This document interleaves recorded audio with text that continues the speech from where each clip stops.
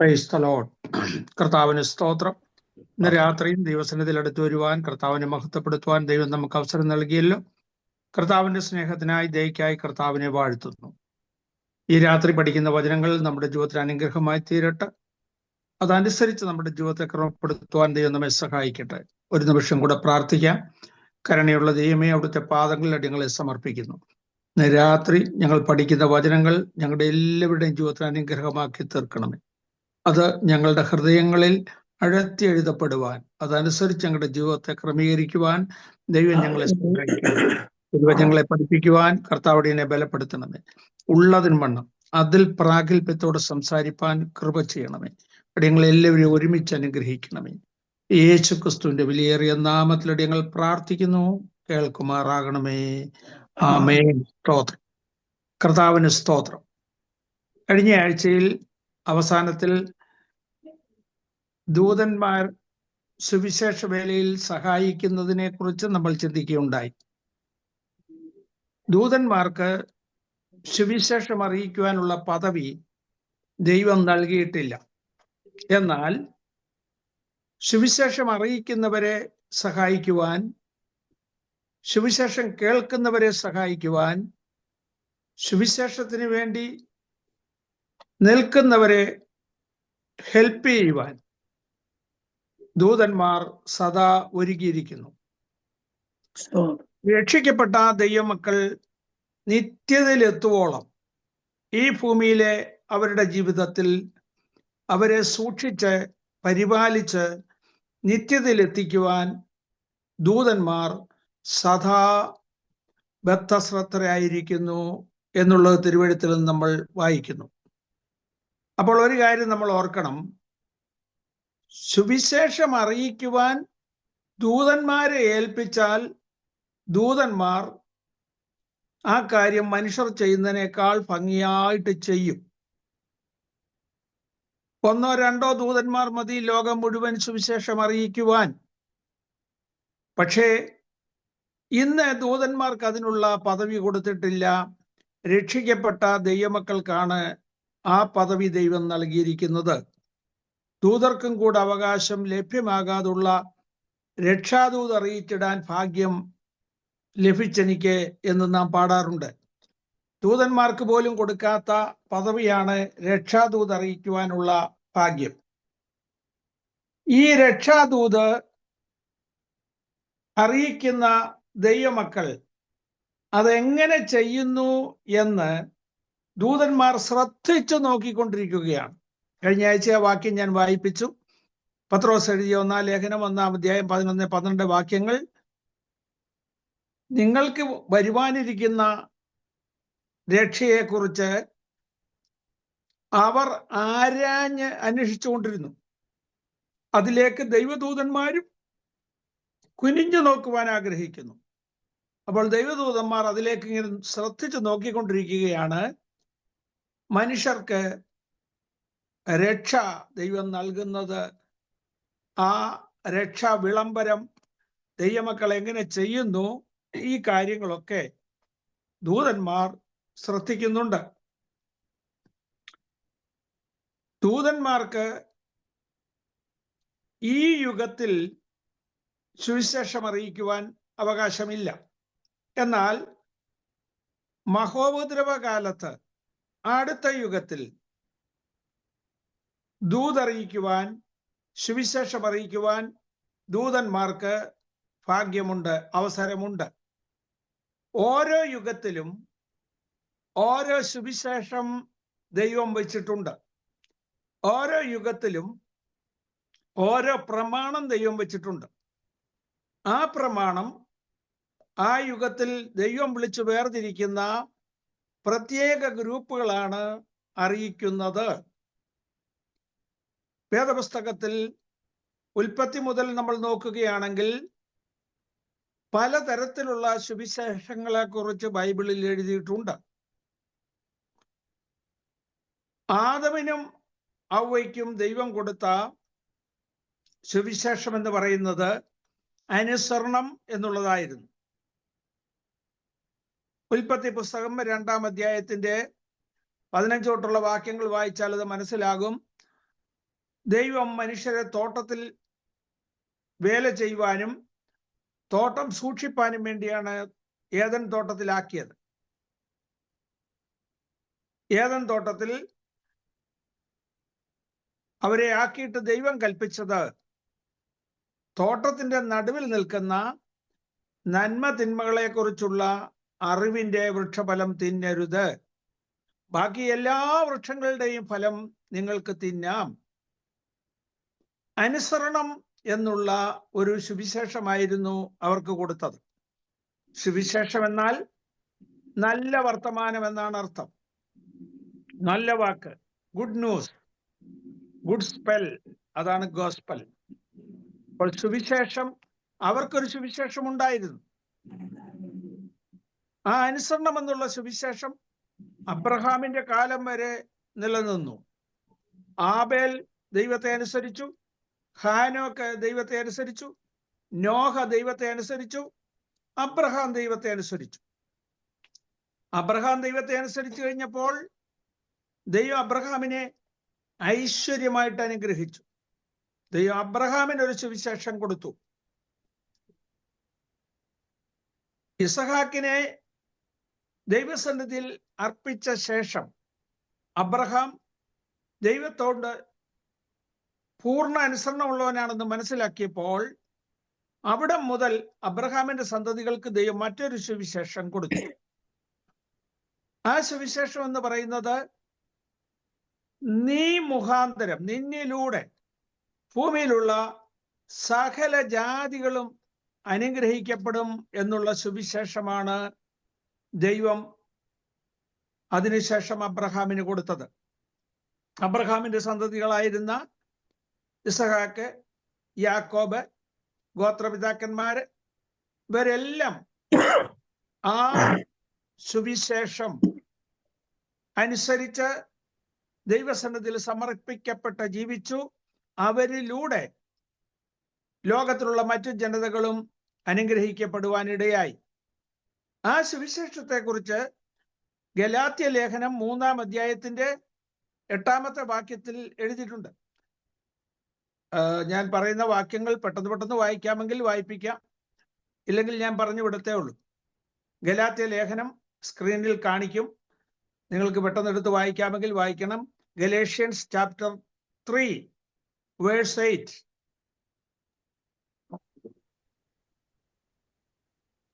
എന്നാൽ ദൈവം വിശ്വാസം മൂലം ജാതികളെ നീതീകരിക്കുന്നു എന്ന് തിരുവെഴുത്ത് മുൻ കണ്ടിട്ട് നിന്നിൽ സകല ജാതികളും അനുഗ്രഹിക്കപ്പെടും എന്നുള്ള സുവിശേഷം അബ്രഹാമിനോട് മുൻകൂട്ടി അറിയിച്ചു.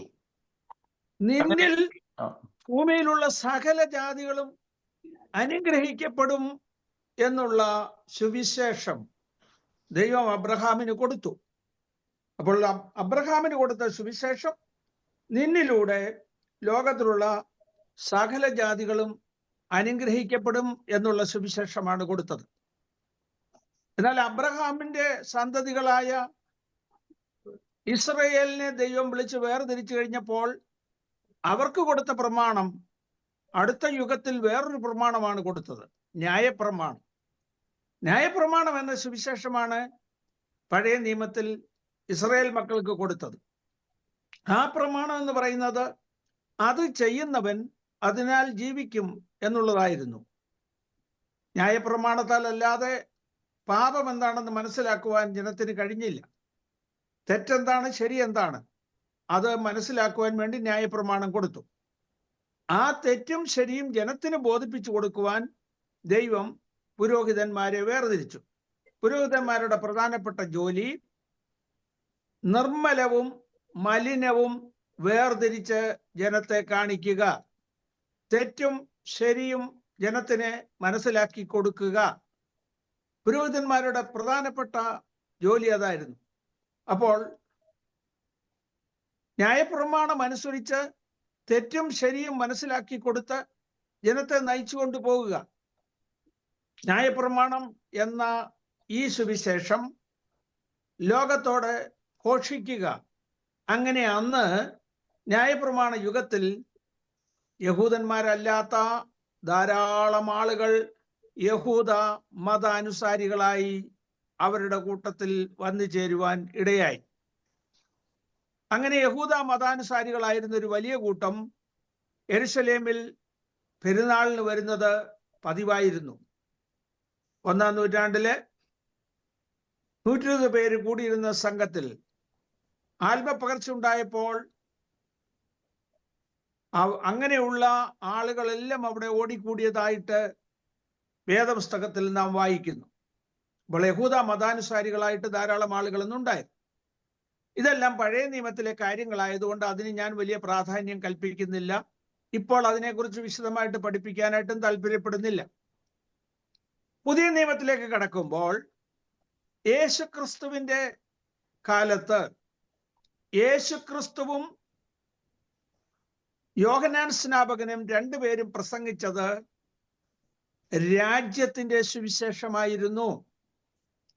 കിങ്ഡം ഗോസ്പൽ, ദൈവരാജ്യം സമീപിച്ചിരിക്കുന്നു, മാനസാന്തരപ്പെടുവീൻ. യോഹന്നാൻ സ്നാപകൻ യഹൂദ്യ മരുഭൂമിയിൽ പ്രസംഗിച്ചു, ദൈവരാജ്യം സമീപിച്ചിരിക്കുന്നു, ആകയാൽ മാനസാന്തരപ്പെടുവീൻ. യേശുക്രിസ്തു പ്രസംഗിച്ചു, കാലം തികഞ്ഞു, ദൈവരാജ്യം സമീപിച്ചിരിക്കുന്നു, മാനസാന്തരപ്പെട്ട് സുവിശേഷത്തിൽ വിശ്വസിപ്പീൻ. അപ്പോൾ അന്ന് കൊടുത്തിരുന്ന സുവിശേഷം കിങ്ഡം ഗോസ്പൽ ആയിരുന്നു. കർത്താവ് തന്നെ പറയുകയുണ്ടായി, രാജ്യത്തിന്റെ സുവിശേഷം ലോകമെല്ലാം പ്രഘോഷിക്കപ്പെടണം, അപ്പോൾ അവസാനമാകും. രാജ്യത്തിന്റെ സുവിശേഷത്തിന്റെ ഒരു പ്രത്യേകത പാപമോചനത്തിന് വേണ്ടി സ്നാനപ്പെടണം എന്നുള്ളതായിരുന്നു. എന്ന് പറഞ്ഞാൽ ഒരുവൻ സ്നാനപ്പെടുമ്പോൾ, സമർപ്പിച്ച് ദൈവസന്നിധിയിൽ ഏൽപ്പിച്ചു കൊടുത്ത് സ്നാനപ്പെടുമ്പോൾ അവന്റെ പാപം മോചിക്കപ്പെടുന്നു, അവൻ ദൈവരാജ്യത്തിന് അവകാശിയായി തീരുന്നു എന്നുള്ളതായിരുന്നു. ദൈവരാജ്യം എന്ന് പറഞ്ഞാൽ സ്വർഗരാജ്യമെന്നോ ദൈവരാജ്യമെന്നോ തിരുവെഴുത്തിൽ കർത്താവ് പറഞ്ഞിരിക്കുന്നത് 1000 ആണ്ട് വാഴ്ചയെ കുറിച്ചാണ്. ഈ ഭൂമിയിൽ യേശുക്രിസ്തു രാജാവായി ഭരണം നടത്തും. 1000 ആണ്ട് ദൈവമക്കൾ ഈ ഭൂമിയിൽ വാഴും. അത് യഹൂദനോടുള്ള ബന്ധത്തിൽ ആണ് 1000 ആണ്ട് വാഴ്ച. അതുകൊണ്ടാണ് ശിഷ്യന്മാർ യേശുവിനോട് ചോദിച്ചത്, ഗുരു, ഈ കാലങ്ങളിലോ നീ ഞങ്ങൾക്ക് രാജ്യം യഥാസ്ഥാനത്താക്കി തരുന്നത്? രാജ്യം യഥാസ്ഥാനത്താക്കി കൊടുക്കുന്ന ഒരു മസിഹയ്ക്ക് വേണ്ടിയാണ് യഹൂദൻ കാത്തിരുന്നത്. യേശു അങ്ങനെ രാജ്യം യഥാസ്ഥാനത്താക്കി കൊടുക്കാഞ്ഞത് കൊണ്ടാണ് അവർക്ക് യേശുവിൽ വിശ്വസിക്കാൻ കഴിയാതെ പോയത്. യേശുവിന്റെ കാലത്ത് തന്നെ 1000 ആണ്ട് വാഴ്ച ആരംഭിക്കും എന്നാണ് അവർ വിചാരിച്ചിരുന്നത്. കർത്താവ് അത് പറയുകയുമുണ്ടായി. മനുഷ്യപുത്രൻ തന്റെ ശക്തിയുള്ള ദൂതന്മാരുമായി ആകാശമേഘങ്ങളിൽ വരുന്നത് കാണുവോളം ഈ തലമുറ ഒഴിഞ്ഞു പോകയില്ല എന്ന് കർത്താവ് പറയുകയുണ്ടായി. ഈ കാലത്ത് തന്നെ, യേശുവിന്റെ കാലത്ത് തന്നെ ആ ദൈവരാജ്യം ഭൂമിയിൽ സ്ഥാപിക്കപ്പെടുമെന്ന് യഹൂദന്മാര് വിശ്വസിച്ചിരുന്നു. കാരണം കിങ്ഡം ഗോസ്പൽ അങ്ങനെയാണ് പഠിപ്പിച്ചിരുന്നത്. യേശുക്രിസ്തു അങ്ങനെ തന്നെയാണ് പ്രസംഗിച്ചത്. എന്നാൽ നമുക്കറിയാം, ദാനിയേൽ പ്രവചനത്തിലെ 70 ആഴ്ചവട്ടം, അതിൽ 69ാമത്തെ ആഴ്ചവട്ടത്തിനും 70ാമത്തെ ആഴ്ചവട്ടത്തിനും ഇടയ്ക്കുള്ള ഒരു ബ്രാക്കറ്റ് കാലയളവാണ് കൃപായുഗം എന്ന് പറയുന്നത്, അഥവാ സഭയുടെ കാലം എന്ന് പറയുന്നത്. അതിനെക്കുറിച്ച് ഇനി നമുക്ക് നന്നായിട്ട് പഠിക്കണം. ദൈവവചനം നമുക്ക് അതിനെക്കുറിച്ച് ഇനി ഒരിക്കൽ ഒരു അവസരത്തിൽ പഠിക്കാം. എന്നാൽ യേശുക്രിസ്തുവിന്റെ കാലത്തിനും ഇനി കർത്താവിന്റെ മടങ്ങിവരവിനും ഇടയ്ക്കുള്ള ഈ കാലയളവാണ് കൃപായുഗം, ഡിസ്പെൻസേഷൻ ഓഫ് ഗ്രേസ്. ഈ കൃപായുഗത്തിൽ ദൈവം വച്ചിരിക്കുന്ന ഒരു സുവിശേഷമുണ്ട്. ആ സുവിശേഷമാണ് ഇന്ന് നമ്മൾ പ്രസംഗിക്കുന്നത്. ഇന്ന് നമ്മൾ പ്രസംഗിക്കുന്ന ആ സുവിശേഷം കൃപയുടെ സുവിശേഷമാണ്. Gospel of grace. ക്രിസ്തുവിന്റെ സുവിശേഷമാണ്. യേശു ക്രിസ്തുവിന്റെ മരണ, അടക്ക, പുനരുത്ഥാനത്തിലൂടെ ക്രിസ്തുവിന്റെ രക്തത്താലുള്ള വീണ്ടും ജനനം, രക്ഷിക്കപ്പെട്ട് ദൈവസഭയുടെ അംഗമാകാനുള്ള യോഗ്യത, കർത്താവായ യേശു ക്രിസ്തുവിനെ ഹൃദയം കൊണ്ട് വിശ്വസിച്ച് വായ് കൊണ്ട് ഏറ്റുപറയുന്ന ഏവനും രക്ഷിക്കപ്പെടും. കർത്താവിന്റെ നാമത്തെ വിളിച്ചപേക്ഷിക്കുന്ന ഏവനും രക്ഷിക്കപ്പെടും. Those who call upon the name of the Lord shall be saved. കർത്താവിന്റെ നാമത്തെ വിളിച്ചപേക്ഷിക്കുന്ന ഏവനും രക്ഷിക്കപ്പെടും. അതാണ് പുതിയ നിയമത്തിന്റെ അഥവാ കൃപായുഗത്തിന്റെ സുവിശേഷം. ഞാൻ മറ്റു വാക്യങ്ങൾ വായിപ്പിക്കാഞ്ഞത് നിങ്ങൾക്കെല്ലാം ഈ വാക്യങ്ങൾ പരിചയമുള്ളതാണ്. കിങ്ഡം ഗോസ്പൽ അഥവാ രാജ്യത്തിന്റെ സുവിശേഷം യേശുക്രിസ്തു പ്രസംഗിച്ചത്, കാലം തികഞ്ഞു, ദൈവരാജ്യം സംഭവിച്ചിരിക്കുന്നു, മാനസാന്തരപ്പെടുവീൻ, യോഹന്നാൻ സ്നാപകൻ പ്രസംഗിച്ചത്. എന്നിട്ട് യോഹന്നാൻ സ്നാപകൻ പറഞ്ഞു, സർപ്പസന്തതികളെ, വരുവാനുള്ള കോപത്തിൽ നിന്ന് ഒഴിഞ്ഞോടി പോകുവാൻ നിങ്ങൾക്ക് ഉപദേശിച്ചു തരുന്നത് ആര്? വലിയ കോപം വരാൻ പോകുന്നു എന്ന് പറഞ്ഞാൽ മഹോദരകാലം വരാൻ പോകുന്നു. അതിൽ നിന്ന് രക്ഷപ്പെടാൻ നിങ്ങൾക്ക് ഉപദേശിക്കുന്നത് ആര്? ഇന്ന് നിങ്ങൾ സ്നാനപ്പെടാതെ പോയാൽ മഹോദരത്തിൽ നിങ്ങൾ തീ കൊണ്ട് നശിക്കപ്പെടും എന്നാണ് പറഞ്ഞത്. എന്റെ പിന്നാലെ വരുന്നവൻ നിങ്ങളെ തീ കൊണ്ട് മുക്കിക്കളയും എന്നാണ്. തീ കൊണ്ട് സ്നാനം കഴിപ്പിക്കുമെന്ന മലയാളത്തിൽ എഴുതിയിരിക്കുന്നത്. തീ കൊണ്ട് നശിപ്പിക്കുമെന്നാണ് ശരിയായിട്ടുള്ള ട്രാൻസ്ലേഷൻ. അപ്പോൾ ഈ മഹാക്രോധത്തിൽ ശിക്ഷിക്കപ്പെടുന്നതിന് മുമ്പേ നിങ്ങൾ പാപങ്ങളെ കഴുകിക്കളയണമെന്ന് ഉപദേശിച്ചുകൊണ്ടാണ് പരീശന്മാരും സദൂക്യരും ഒക്കെ വന്ന് അവനാൽ സ്നാനമേറ്റത്. അപ്പോൾ കിങ്ഡം ഗോസ്പലിൽ അനുസരിച്ച് സ്നാനപ്പെടാതെ ദൈവരാജ്യത്തിൽ പ്രവേശിക്കയില്ല എന്നായിരുന്നു അതിന്റെ തത്വം.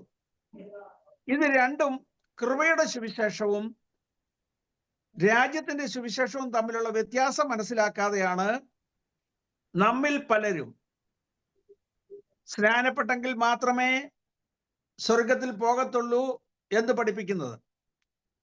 കൃപയുടെ സുവിശേഷം അനുസരിച്ച് നിത്യതയിൽ പ്രവേശിക്കാനുള്ള ഏക യോഗ്യത കർത്താവായ യേശുക്രിസ്തുവിൽ വിശ്വസിച്ച് രക്ഷിക്കപ്പെടുക എന്നുള്ളതാണ്. യേശുവിനെ ഹൃദയം കൊണ്ട് വിശ്വസിച്ച് വായ് കൊണ്ട് ഏറ്റുപറയുന്ന ഏവനും രക്ഷിക്കപ്പെടും. അങ്ങനെ ഹൃദയംഗമായിട്ട് കർത്താവിനെ സ്വന്തം രക്ഷിതാവായി സ്വീകരിച്ച് മുന്നോട്ട് പോകുന്ന എല്ലാവരും ദൈവത്തിന്റെ നിത്യതയ്ക്ക് അവകാശികളാണ്. അങ്ങനെ നിത്യതയ്ക്ക് അവകാശികളായി തീർന്ന വ്യക്തികളാണ് പിന്നീട് സ്നാനപ്പെടുന്നത്. സ്വർഗത്തിൽ പോകാൻ വേണ്ടിയല്ല സ്നാനപ്പെടുന്നത്, സ്വർഗത്തിൽ പോകാനുള്ളവനാണ് സ്നാനപ്പെടുന്നത്. സ്നാനം പാപം കഴുകിക്കളയാൻ വേണ്ടിയല്ല, പാപം മോചിക്കപ്പെട്ടവനാണ് സ്നാനപ്പെടുന്നത്. അങ്ങനെ ക്രിസ്തുവിന്റെ സുവിശേഷവും കിങ്ഡം ഗോസ്പലും തമ്മിൽ നമ്മൾ തിരിച്ചറിയണം. അതറിയാത്തവര് വിശ്വസിക്കുകയും സ്നാനമേൽക്കുകയും ചെയ്യുന്നവൻ രക്ഷിക്കപ്പെടും എന്ന് പറഞ്ഞ് സ്നാനമേൽക്കാത്തവൻ രക്ഷിക്കപ്പെടത്തില്ല എന്ന് പ്രസംഗിക്കുന്നവരുണ്ട്.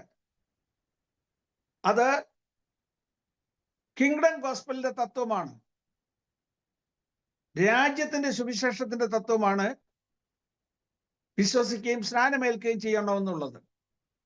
പത്രോസ് പ്രസംഗിച്ചപ്പോഴും പറഞ്ഞു, നിങ്ങൾ കർത്താവായ യേശുക്രിസ്തുവിന്റെ നാമത്തിൽ സ്നാനമേൽപ്പീൻ, എന്നാൽ പരിശുദ്ധാത്മാവെന്ന ദാനം ലഭിക്കും. ആദ്യമേ സ്നാനപ്പെട്ട് പാപങ്ങളെ കഴുകിക്കളയണമെന്നാണ് അന്ന് ചിന്തിച്ചിരുന്നത്. ശൗലിന് കണ്ണു കാണാതെ വന്നപ്പോൾ അവനോട് പ്രാർത്ഥിച്ചിട്ട് അനന്യാസ് പറഞ്ഞതും നീ എഴുന്നേറ്റ് സ്നാനപ്പെട്ട് പാപങ്ങളെ കഴുകിക്കളകാന്നാണ് പറഞ്ഞത്. സ്നാനപ്പെടുമ്പോഴാണ് പാപങ്ങളെ കഴുകിക്കളയുന്നതെന്നാണ് രാജ്യത്തിന്റെ സുവിശേഷത്തിൽ വച്ചിരുന്ന പ്രമാണം. എന്നാൽ പുതിയ നിയമത്തിന്റെ കൃപയുടെ സുവിശേഷത്തിന്റെ പ്രമാണം എന്ന് പറയുന്നത് വിശ്വാസത്താൽ കർത്താവിനെ ഹൃദയം കൊണ്ട് ഏറ്റെടുത്ത് സ്വന്തം രക്ഷിതാവായി സ്വീകരിക്കുന്ന ഏതൊരു വ്യക്തിയും രക്ഷിക്കപ്പെടുന്നു, രക്ഷയിലേക്ക് കടക്കുന്നു, അവൻ നിത്യതയ്ക്ക് അവകാശിയായി തീരുന്നു. അങ്ങനെ അവകാശിയായി തീർന്ന വ്യക്തി ഇപ്പൊ ലൈനിൽ കയറിയതേ ഉള്ളൂ, ഇനി അങ്ങ് വരെ ചെല്ലണം. ആ പോകുന്ന വഴിക്ക് പല പ്രശ്നങ്ങളുമുണ്ട്, പലതും പ്രമാണിക്കേണ്ടതായിട്ടുണ്ട്. കർത്താവിന്റെ കൽപ്പനകൾ പ്രമാണിക്കണം, വിശുദ്ധ ജീവിതം നയിക്കണം. ആ ജീവിതത്തിൽ അവന് പോരാട്ടങ്ങളുണ്ട്. ജഡരക്തങ്ങളോടല്ല, വാഴ്ചകളോടും അധികാരങ്ങളോടും ഈ അന്ധകാരത്തിന്റെ ലോകാധിപതികളോടും സ്വർലോകങ്ങളിലെ ദുഷ്ടാത്മസേനയോടും. ആ പോരാട്ടത്തിൽ വിജയം പ്രാപിപ്പാൻ നമ്മളെ ഹെൽപ്പ് ചെയ്യുന്നത് ദൈവത്തിന്റെ പരിശുദ്ധാത്മാവും ദൈവത്തിന്റെ ദൂതന്മാരുമാണ്.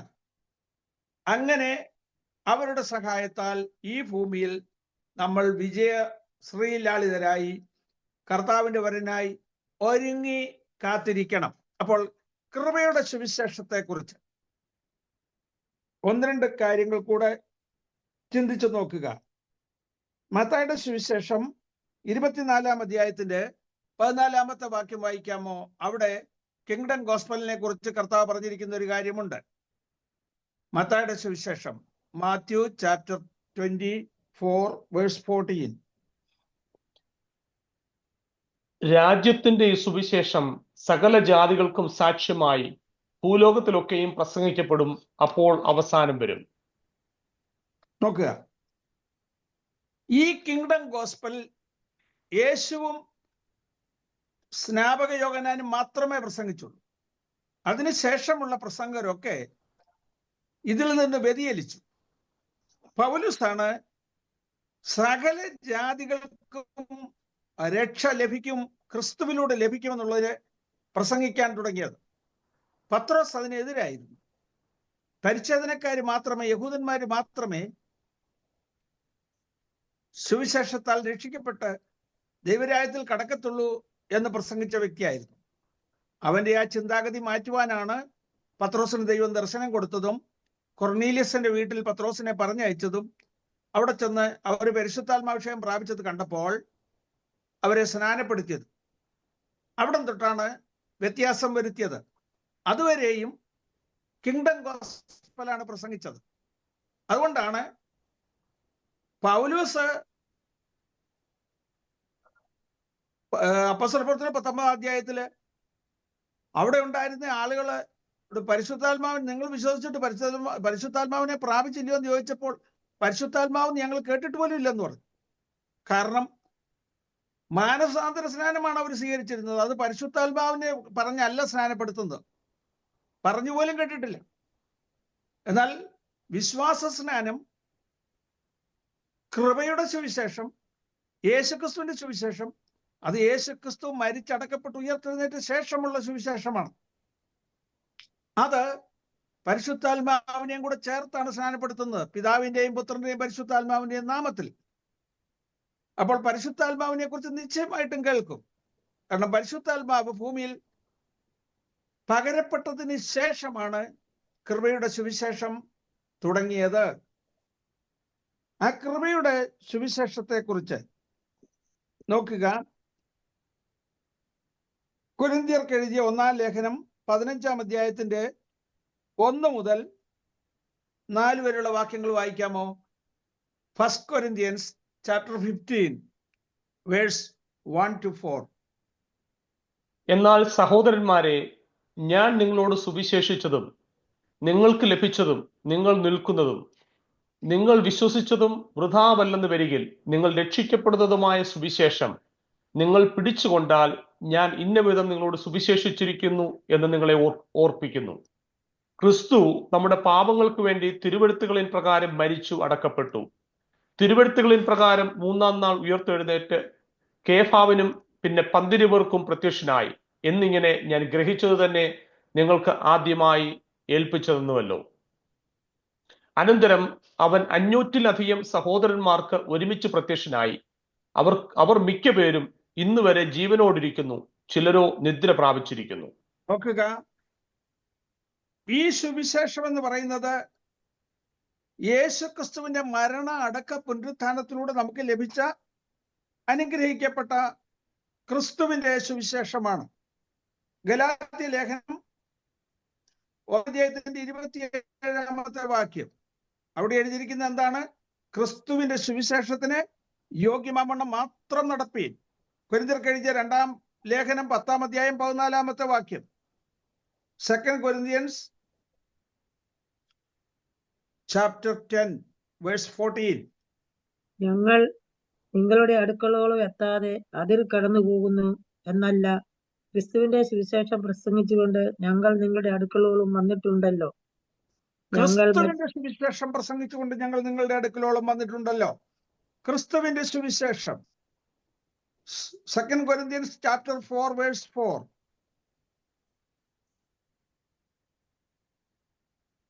ക്രിസ്തുവിന്റെ സുവിശേഷം തേജസ്സുള്ള ക്രിസ്തുവിന്റെ തേജസ്സുള്ള സുവിശേഷത്തിന്റെ മർമ്മം ശോഭിക്കാതിരിപ്പാൻ ഈ ഈ ലോകത്തിന്റെ ലോകത്തിന്റെ ദൈവം അവിശ്വാസികളുടെ കണ്ണ് കുരുടാക്കിയിരിക്കുന്നു.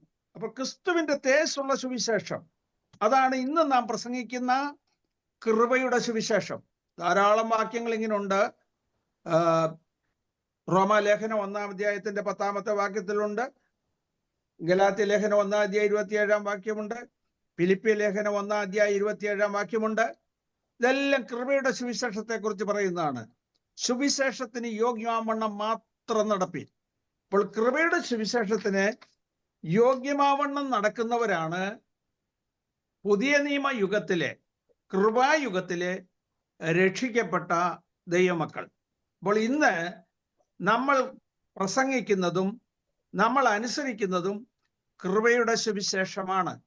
ഈ യുഗത്തിൽ ദൈവം വച്ചിരിക്കുന്ന പ്രമാണമാണ് കൃപയുടെ സുവിശേഷം. ഈ കൃപായുഗം അവസാനിച്ചു കഴിഞ്ഞാൽ പിന്നീട് ഇവിടെ വീണ്ടും മഹോദരകാലത്ത് രാജ്യത്തിന്റെ സുവിശേഷം പ്രസംഗിക്കപ്പെടും യഹൂദനു വേണ്ടി. അതുകൊണ്ടാണ് ഇസ്രയേലിലെ കാണാതെ പോയ ആടുകളുടെ അടുക്കലേക്ക് അല്ലാതെ ഞാൻ നിങ്ങളെ അയക്കുന്നില്ല എന്ന് കർത്താവും പറഞ്ഞത്.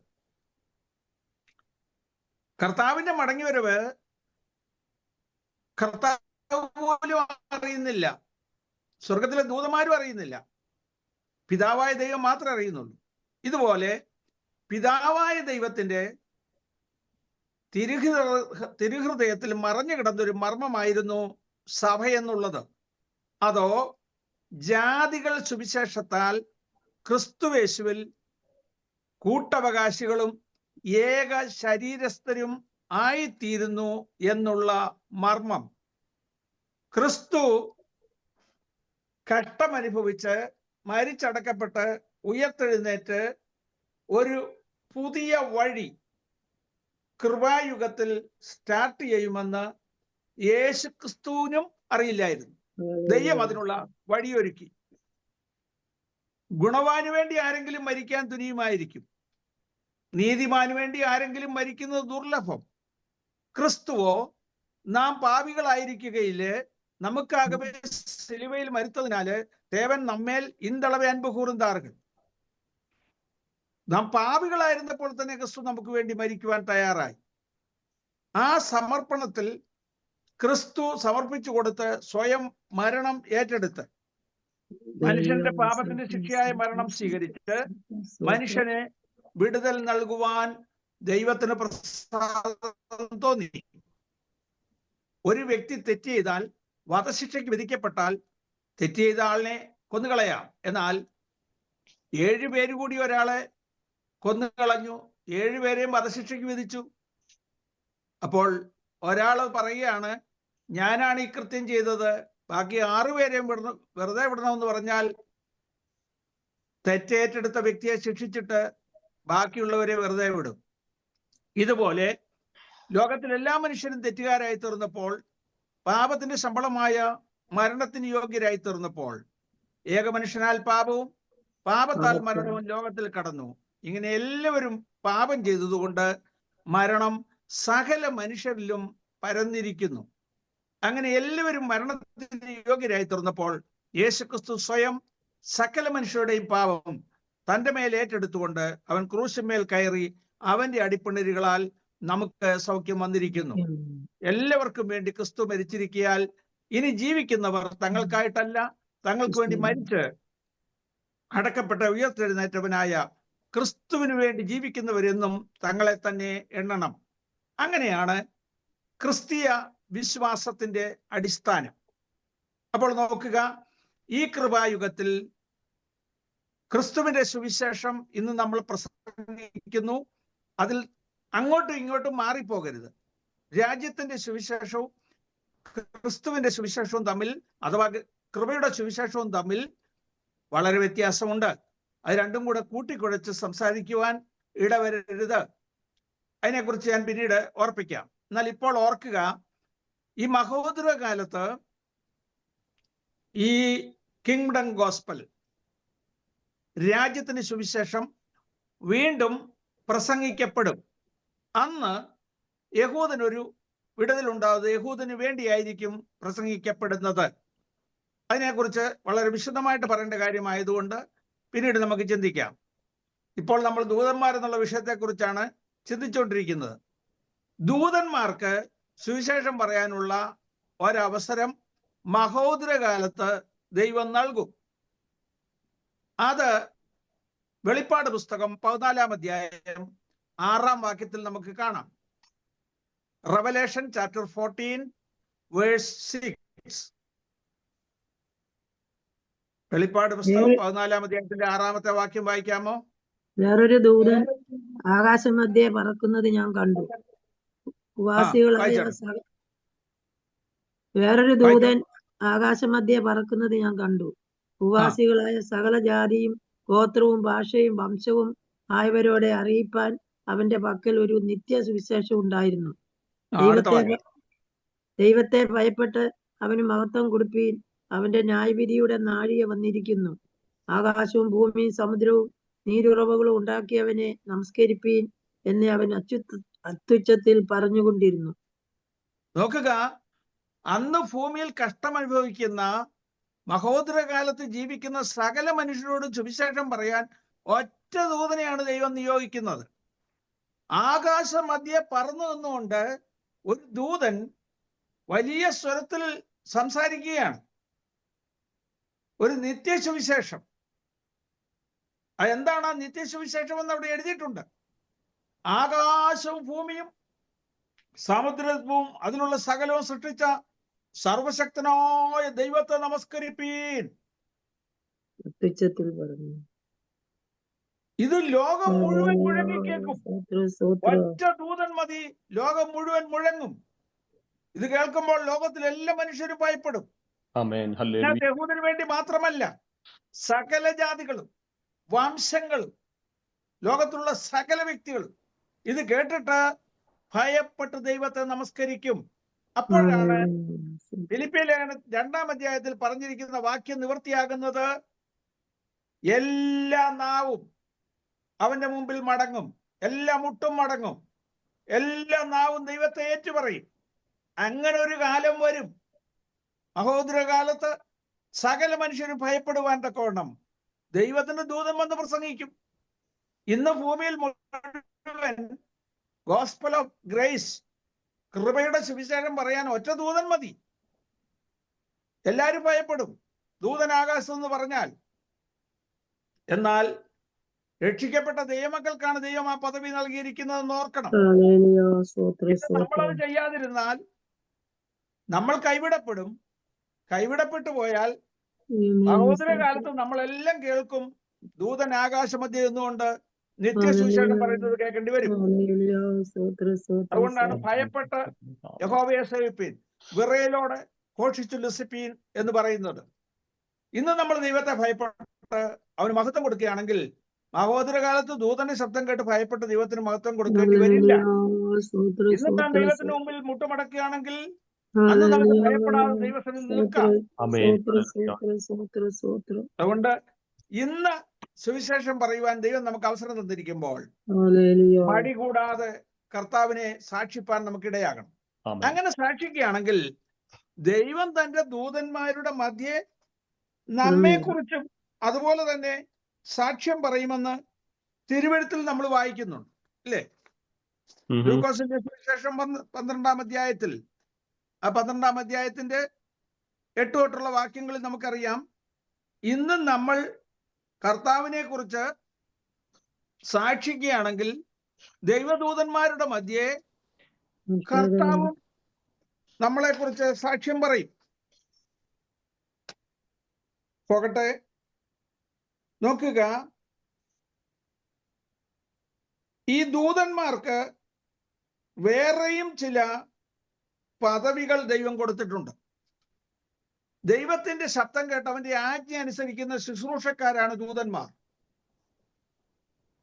ആ ദൂതന്മാരോട് കൽപ്പിക്കാനോ ദൂതന്മാരോട് പ്രാർത്ഥിക്കാനോ നമ്മുടെ ആവശ്യങ്ങൾ പറയാനോ നമുക്ക് അവകാശമില്ല. ദൂതന്മാരെ ആരാധിച്ചുകൂടാ, ദൂതന്മാരോട് പ്രാർത്ഥിക്കരുത്, ദൂതന്മാരോട് കാര്യം പറയരുത്. നമ്മൾ നേരിട്ട് പറഞ്ഞാൽ ദൂതന്മാർ ചെയ്യത്തില്ല. എന്നാൽ ദൈവം ആജ്ഞ കൊടുക്കുന്നു, സുവാർത്താ ദൂതികൾ വലിയൊരു ഗണമാകുന്നു.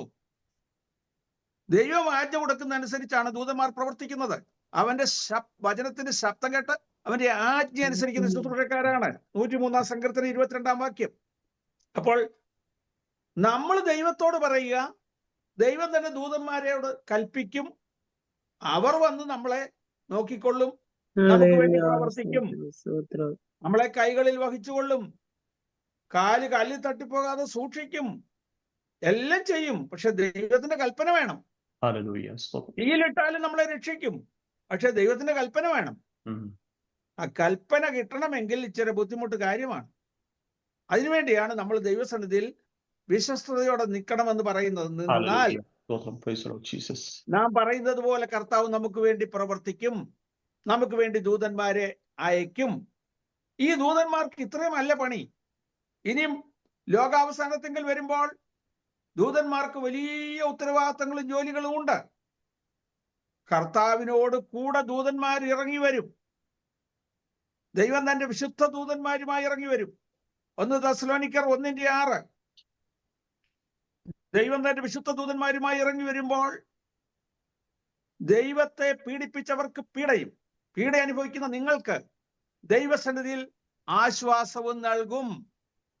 അതിനുവേണ്ടിയാണ് ദൈവം തന്റെ വിശുദ്ധ ദൂതന്മാരുമായിട്ട് വരുന്നത്. ആദാം മുതൽ 7-ാമനായ ഹാനോക്കും ഇവരെ കുറിച്ച് കർത്താവ് എല്ലാവരെയും വിധിപ്പാൻ അഭക്തിയോടെ അവർ ചെയ്ത ഭക്തിവിരുദ്ധമായ സകല നിഷ്ഠൂരങ്ങളും നിമിത്തം ഭക്തികെട്ട പാപികളെയൊക്കെ ന്യായം വിധിക്കുവാൻ 1000 ദൂതന്മാരോടുകൂടെ വന്നിരിക്കുന്നു എന്നാണ് ശരിയായിട്ടുള്ള തർജ്ജമ. 1000 വിശുദ്ധന്മാരോടുകൂടെ വന്നിരിക്കുന്നു എന്നാണ് മലയാളത്തിൽ എഴുതിയിരിക്കുന്നത്. 1000 വിശുദ്ധന്മാരോടുകൂടെ 1000 ദൂതന്മാരോടുകൂടെ ദൈവം കർത്താവ് ഭൂമിയിലേക്ക് അവസാനത്തിൽ ഇറങ്ങി വരും. അന്നും ദൂതന്മാർ കൂടെ ഉണ്ടായിരിക്കും. കർത്താവ് താൻ ഗംഭീരനാഥത്തോടും പ്രധാന ദൂതന്റെ ശബ്ദത്തോടും ദൈവത്തിന്റെ കാഹളത്തോടും കൂടെ സ്വർഗത്തിൽ നിന്ന് ഇറങ്ങി വരികയും, അപ്പോൾ സ്വർഗത്തിൽ നിന്ന് ഇറങ്ങി വരുമ്പോൾ ദൂതന്മാർ കൂടെ ഉണ്ടായിരിക്കും. ദൂതന്മാർക്ക് വന്നിട്ടുള്ള ജോലി എന്താണ്? മത്തായിയുടെ സുവിശേഷം 13-ാം അധ്യായം അതിന്റെ 43-ാമത്തെ വാക്യം ഒന്ന് നോക്കിയാട്ടെ.